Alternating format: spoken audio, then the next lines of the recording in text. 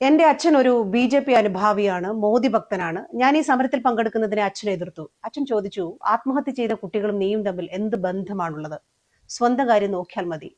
ഞാൻ അദ്ദേഹത്തോട് ചോദിച്ചു, നാളെ BJP അച്ഛന്റെ കൈകളിലേക്ക് ലക്ഷങ്ങൾ വെച്ച് തന്നാൽ എനിക്കും എന്റെ അനിയനും എന്ത് സംഭവിച്ചാലും നിങ്ങൾ പ്രതികരിക്കില്ല അല്ലേ?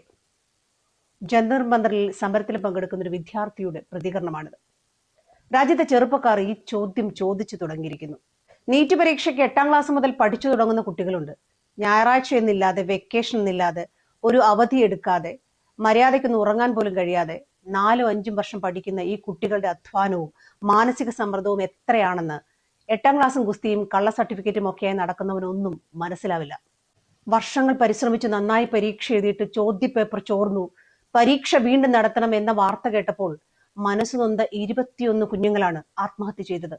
അതിൽ പലരുടെയും മാതാപിതാക്കൾ കണ്ണീരോടെയാണ് അവിടെ വിദ്യാർത്ഥികളുടെ കൂടെ സമരത്തിൽ പങ്കെടുത്തുകൊണ്ടിരിക്കുന്നത്. അവരിൽ പലർക്കും അലൂമിനിയം ലാത്തി കൊണ്ട് ക്രൂര മർദ്ദനമേറ്റു. അതിലൊരു പിതാവ് ഒരു BJP-കാരനായിരുന്നു, മോദി ഭക്തനായിരുന്നു. അദ്ദേഹം കരഞ്ഞുകൊണ്ട് BJP-യുടെ മെമ്പർഷിപ്പ് കാർഡ് എടുത്ത് ഉയർത്തി കാണിച്ചു. വർഷങ്ങളായി നടക്കുന്ന നീറ്റ് ചോദ്യപേപ്പർ തട്ടിപ്പും CBSE പരീക്ഷ അട്ടിമറിച്ചതുമാണ് വിദ്യാർത്ഥികൾ തെരുവിലിറങ്ങാൻ കാരണം. നമ്മളിൽ പലർക്കും ഈ നീറ്റ് ചോദ്യപേപ്പർ തട്ടിപ്പിന്റെ വ്യാപ്തി അറിയില്ല. അതുകൊണ്ടാണ് സംഘപരിവാർ സമരത്തെ എതിർക്കുന്നത്. 2016 മുതലാണ് നീറ്റ് UG എന്ന രാജ്യവ്യാപകമായി മെഡിക്കൽ എൻട്രൻസ് ടെസ്റ്റ് നടത്താൻ തുടങ്ങിയത്. അന്ന് മുതൽ ഇന്ന് വരെ 152 ചോദ്യപേപ്പറുകളാണ് ലീക്ക് ചെയ്യപ്പെട്ടത്. ഇന്ന് വരെ അത് തടയാൻ കഴിഞ്ഞിട്ടില്ലാത്ത കഴിവുകെട്ട സർക്കാരാണ് നരേന്ദ്രമോദിയുടേത്. പക്ഷേ ഇത് കഴിവുകേട് മാത്രമാണ് എന്ന് നിങ്ങൾ കരുതുന്നുണ്ടോ? അതിനു മുമ്പ് എന്തുകൊണ്ട് വിദ്യാർത്ഥികൾ ഇത്ര വികാരഭരിതരാകുന്നു എന്നുകൂടി മനസ്സിലാക്കണം. നമ്മുടെ രാജ്യത്ത് മൊത്തം 1,36,939 മെഡിക്കൽ സീറ്റുകളാണുള്ളത്. അതിൽ പകുതിക്കടുത്ത് മാത്രമേ ഗവൺമെന്റ് സീറ്റുകളുള്ളൂ. 441 ഗവൺമെന്റ് മെഡിക്കൽ കോളേജുകളിൽ ആകെ 63,296 സീറ്റുകളാണുള്ളത്. പ്രൈവറ്റ് മെഡിക്കൽ കോളേജുകളിൽ 73,643 സീറ്റുകളുണ്ട്. ഇവിടുത്തെ ഫീസ് ഒരു വർഷം ഏകദേശം 80 ലക്ഷം മുതൽ 2 കോടിക്കും അടുത്ത് വരും. ഈ 60,000 ഗവൺമെന്റ് സീറ്റുകൾ കാശുള്ളവർ 30 ലക്ഷവും 50 ലക്ഷവും എറിഞ്ഞുകൊടുത്ത് ക്വസ്റ്റ്യൻ പേപ്പർ അടിച്ചു മാറ്റി കയറി പറ്റുന്നതാണ്. ഇതാണ് യഥാർത്ഥ പ്രശ്നം. നീറ്റ് പരീക്ഷയുടെ ആകെ മാർക്ക് 720. മുഴുവൻ മാർക്ക് കിട്ടുക വളരെ അപൂർവമായി മാത്രമാണ്. പക്ഷെ 2024 നീറ്റ് പരീക്ഷയിൽ ഹരിയാനയിലെ 6 സെന്ററുകളിൽ നിന്നും പരീക്ഷ എഴുതിയ 67 കുട്ടികൾക്ക് ഫുൾ മാർക്ക് കിട്ടി. 715 മാർക്ക് കിട്ടിയ ഗുജറാത്തിലെ ഒരു പെൺകുട്ടി +2 പോലും പാസ്സായിട്ടില്ല. ഈ ഫോട്ടോയിൽ കാണുന്നത് BJP നേതാവ് ദിനേശ് ബിൻവാൾ, രാജസ്ഥാനിലെ BJP നേതാവാണ്. കഴിഞ്ഞ വർഷം ഇദ്ദേഹം സോഷ്യൽ മീഡിയയിൽ ഒരു പോസ്റ്റ് ഇട്ടിരുന്നു. ഇദ്ദേഹത്തിന്റെ കുടുംബത്തിൽ 5 കുട്ടികൾക്ക് മെഡിക്കൽ സീറ്റ് കിട്ടിയെന്നും അതിൽ ഒത്തിരി അഭിമാനിക്കുന്നു എന്നുമായിരുന്നു പോസ്റ്റ്.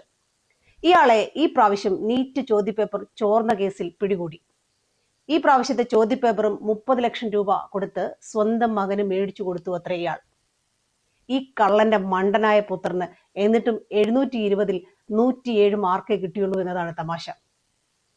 BJP-യുടെ ഈ ചോട്ടാ നേതാവിന്റെ കുടുംബത്തിൽ 5 സീറ്റ് കിട്ടിയിട്ടുണ്ടെങ്കിൽ ഈ 63,000 സീറ്റിൽ എത്ര എണ്ണം BJP-കാരും കുടുംബക്കാരും കൈക്കലാക്കിയിട്ടുണ്ടാവും?